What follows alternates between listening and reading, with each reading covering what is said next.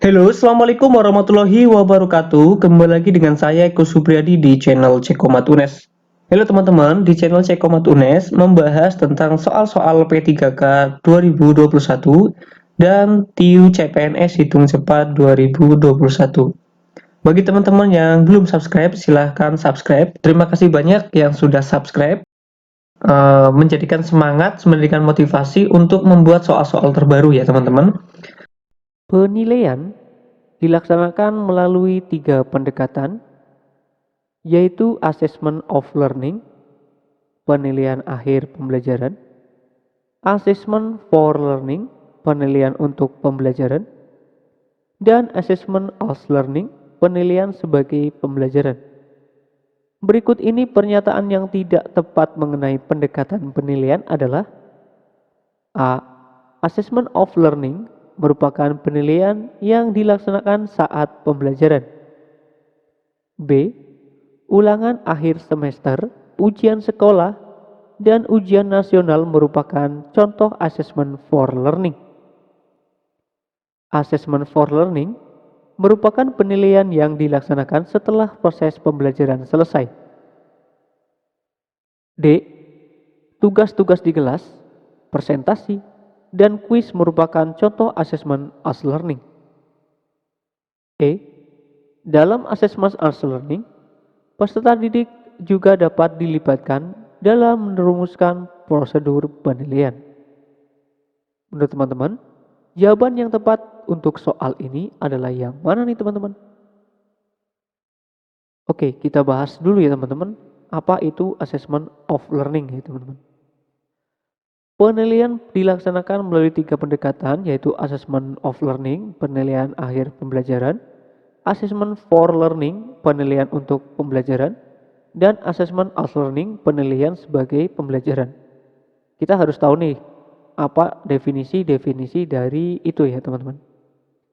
Assessment of learning merupakan penilaian yang dilaksanakan setelah proses pembelajaran selesai. Penilaian ini dimaksudkan untuk mengetahui pencapaian hasil belajar peserta didik selesai mengikuti proses pembelajaran. Sebagai contohnya adalah berbagai bentuk penilaian sumatif seperti ulangan, ujian akhir sekolah, dan ujian nasional.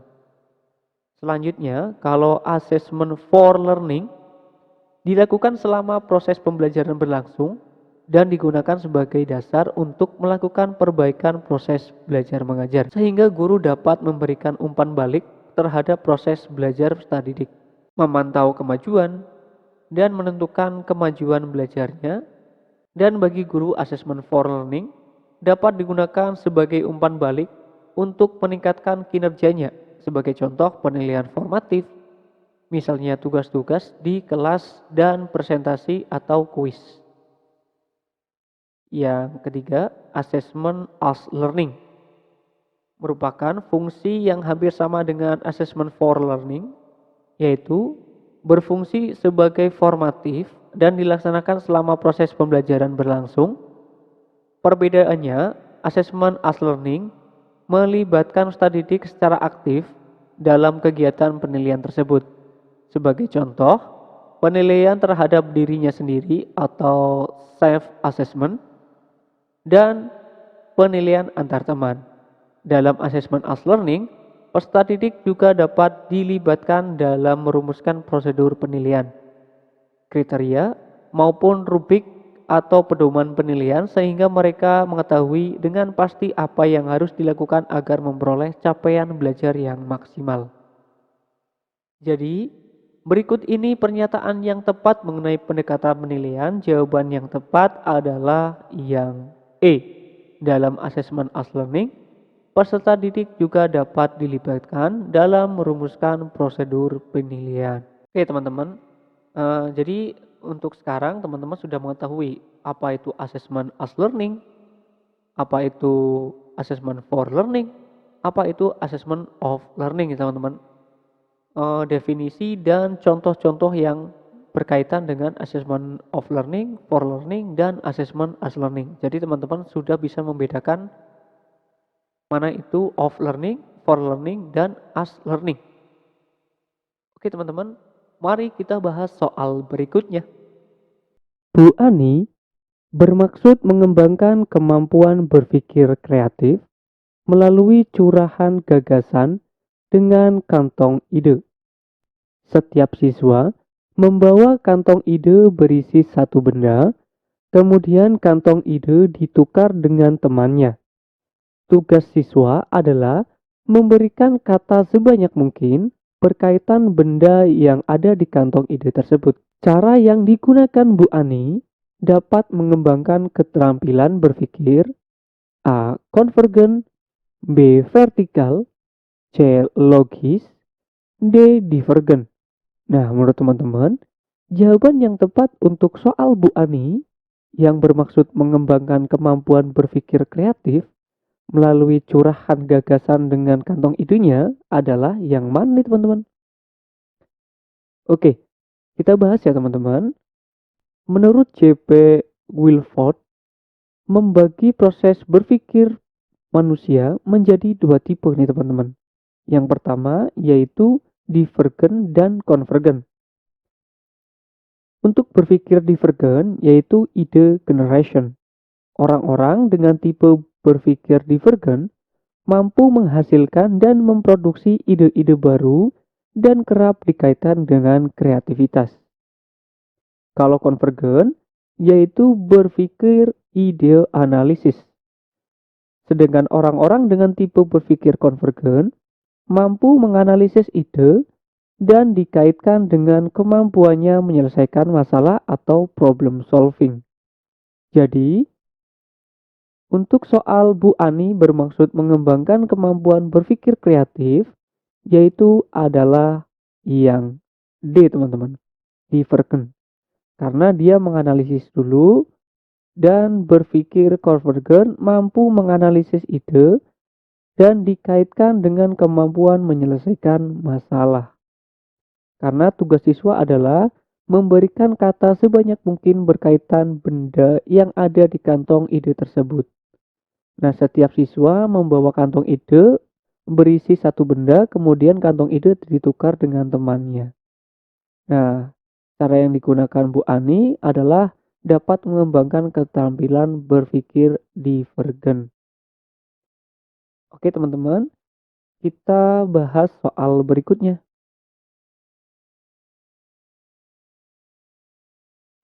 Definisi penilaian adalah A.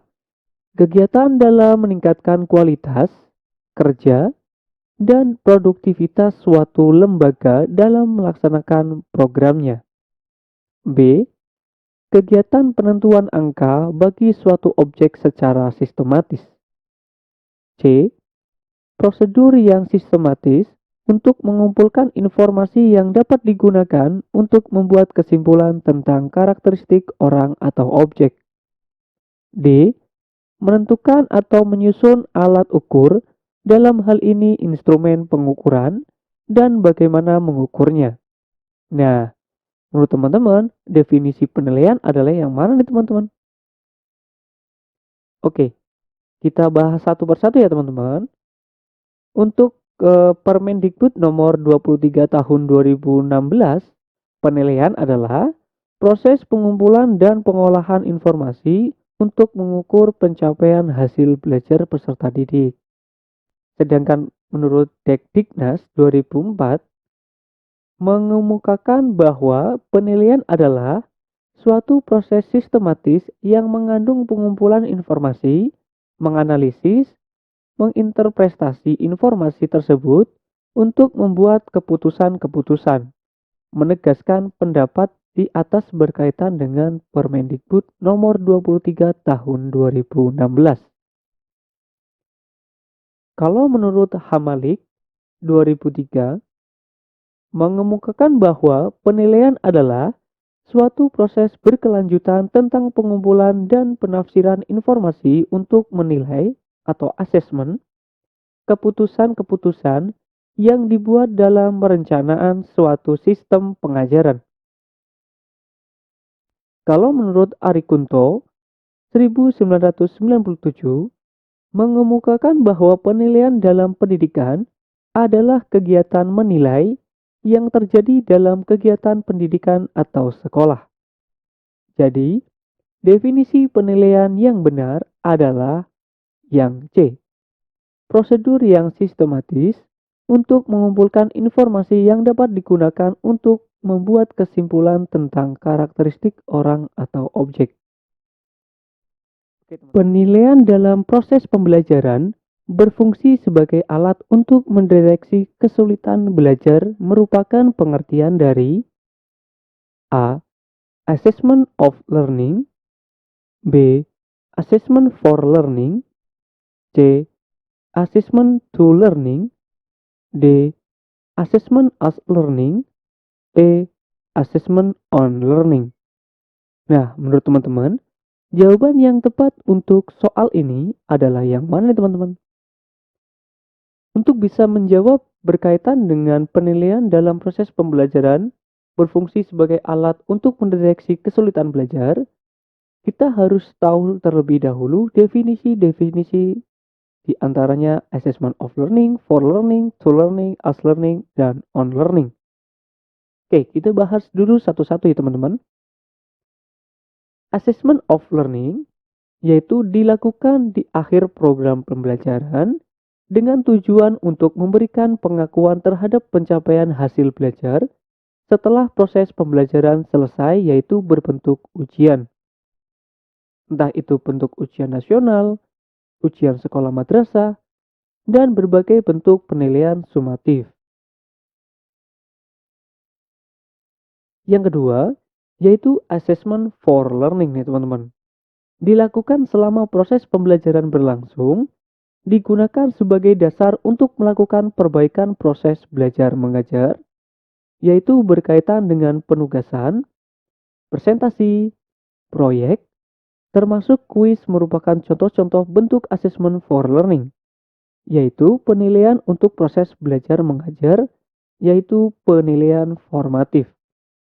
Kalau assessment of learning itu penilaian sumatif, kalau assessment for learning adalah penilaian formatif.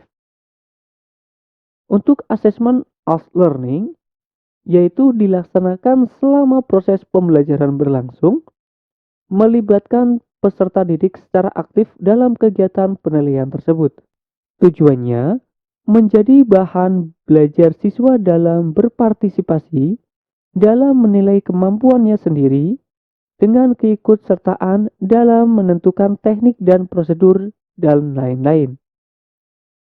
Penilaian terhadap kemampuan sendiri.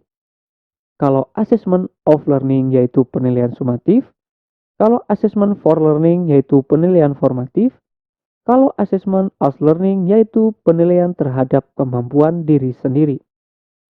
Jadi, dalam penilaian proses pembelajaran sebagai alat untuk mendeteksi kesulitan belajar merupakan pengertian dari B.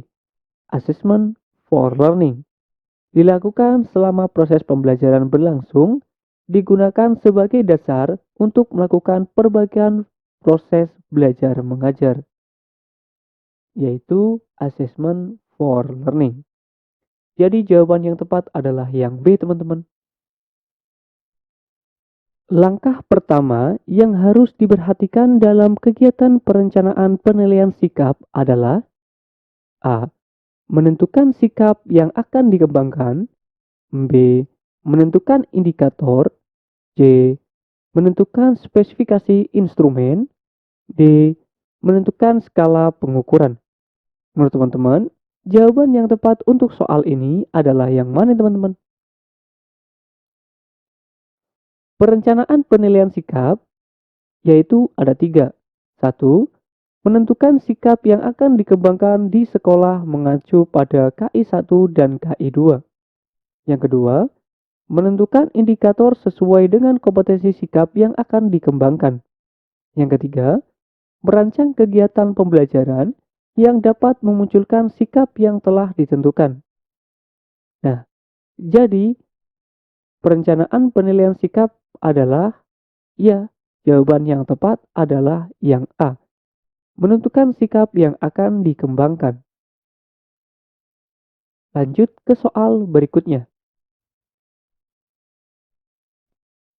Daya pembeda pada suatu soal adalah A. Jumlah siswa yang menjawab salah dan jumlah siswa yang menjawab benar proporsinya adalah sama. B. Kemampuan suatu butir soal yang tidak dapat membedakan antara siswa yang telah menguasai materi dan siswa yang kurang menguasai materi. C. Kemampuan suatu butir soal dapat membedakan antara siswa yang telah menguasai dan siswa yang kurang menguasai materi yang ditanyakan. D. Jumlah siswa yang menjawab benar lebih banyak dari jumlah siswa yang menjawab salah. E. Kemampuan menentukan suatu butir soal salah dan benar yang dapat membedakan antara siswa pintar yang telah menguasai materi. Jadi, jawaban yang tepat untuk daya pembeda suatu soal adalah ya, daya pembeda suatu soal adalah kemampuan suatu soal untuk membedakan antara siswa yang kemampuan tinggi dengan siswa yang berkemampuan rendah. Arin Kunto 1999. Jadi, jawaban yang tepat adalah yang C, yaitu kemampuan suatu butir soal dapat membedakan antara siswa yang telah menguasai dan siswa yang kurang menguasai materi yang ditanyakan. Soal berikutnya. Ismail, siswa yang mampu mengurutkan benda dengan mudah berdasarkan ukuran panjang dari yang terpendek sampai dengan yang terpanjang. Namun, agak kesulitan menyusun dari yang terpanjang ke yang terpendek.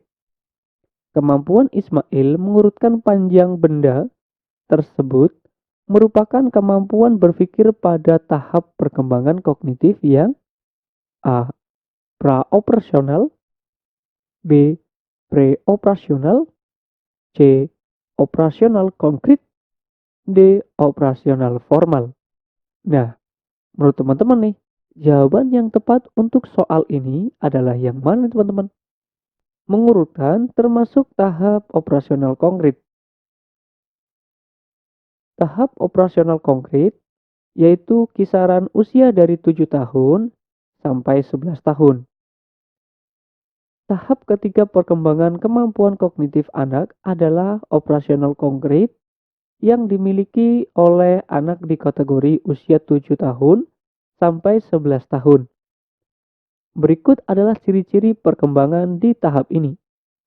Yang pertama, sudah mampu mengelompokkan objek atau situasi tertentu dan mengurutkan sesuatu. Yang kedua, kemampuannya dalam mengingat dan berpikir logis juga semakin kuat. Yang ketiga, memahami konsep sebab akibat secara rasional dan sistematis.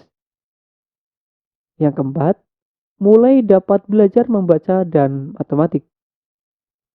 Yang terakhir, sikap egosentrisnya semakin berkurang secara perlahan. Jadi jawaban yang tepat adalah tahap operasional konkret, yaitu yang C, teman-teman. Di antara pernyataan berikut yang benar adalah A. Penilaian diri dan antar teman dilakukan sewaktu-waktu sesuai keinginan guru. B. Penilaian diri dan penilaian antar teman dilakukan jika diperlukan untuk validitas data observasi guru. C. Penilaian diri dan penilaian antar teman dilakukan setiap pembelajaran berlangsung. D. Penilaian diri dan penilaian antar teman dinilai bersamaan dengan hasil observasi guru. Nah, menurut teman-teman, di antara pernyataan berikut yang benar adalah yang mana teman-teman? Oke, kita bahas ya teman-teman. Penilaian sikap yaitu adalah yang pertama, penilaian sikap utama data observasi guru, wali kelas, dan guru BK melalui jurnal atau lembar observasi. Yang kedua, penilaian sikap penunjang, yaitu berkaitan dengan penilaian diri dan antar teman. Fungsinya sebagai data konfirmasi data nilai sikap hasil observasi. Jadi jawaban yang tepat adalah yang B, teman-teman. Penilaian diri dan penilaian antar teman dilakukan jika diperlukan untuk validasi data observasi guru. Oke, teman-teman, kita bahas soal berikutnya. Untuk meningkatkan kemampuan peserta didik memecahkan masalah lingkungan, Ibu Kartika menggunakan model pembelajaran PJBL atau Project Based Learning. Dengan menugaskan peserta didiknya membuat karya dari sampah organik, ia merencanakan untuk menilai hasil karya peserta didik berdasarkan kegunaan, nilai jual, keindahan, dan teknik penilaian apakah yang dapat digunakan. A. Teknik lisan, B. Observasi, C. Penilaian produk, D. Portofolio, E. Penilaian praktik. Oke, kita bahas dulu ya teman-teman. Yang A itu kan penilaian pengetahuan ya, karena tesnya lisan. Kalau yang B, itunya adalah tes sikap, ya, tes pengetahuan sikap atau penilaian sikap. Yang C itu penilaian produk ya teman-teman, yaitu keterampilan, penilaian keterampilan atau produk. Yang D, portofolio adalah penilaian keterampilan atau kumpulan karya siswa. Yang terakhir nih, penilaian praktek yaitu penilaian keterampilan, melakukan serangkaian kegiatan prosedur penilaian. Nah, di sini itu adalah PJBL, project. Kalau project itu suatu produk, ya, membuatkan produk, project based learning, dengan menugaskan peserta didiknya untuk membuat suatu karya dari sampah organik, yaitu penilaian produk, karena ada produknya teman-teman. Jadi jawaban yang tepat adalah yang C, teman-teman.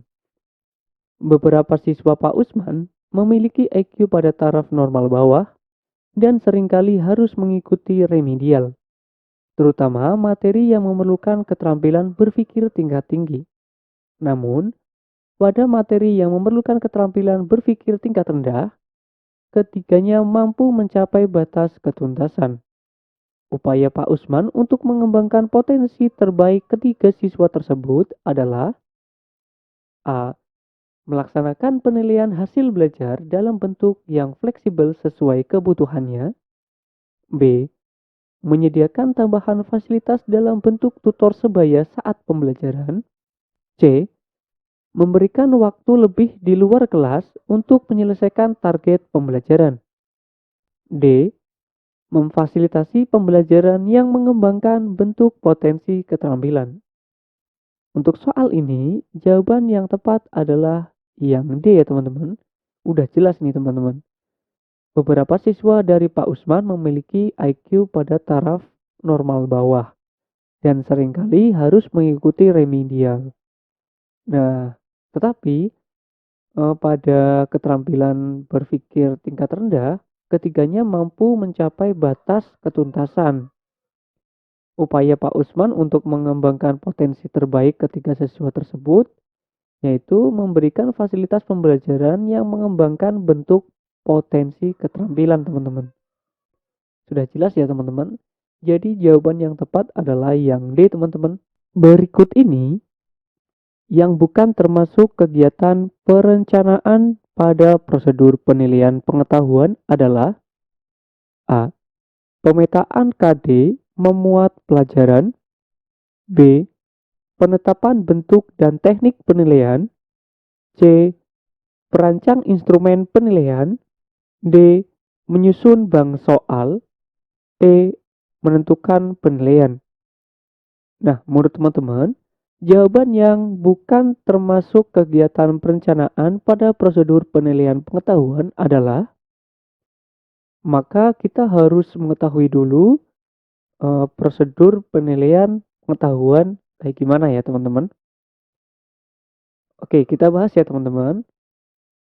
Untuk langkah-langkah penting dalam perencanaan penilaian, yang pertama, yaitu teman-teman harus menentukan tujuan penilaian berkaitan dengan penilaian pengetahuan.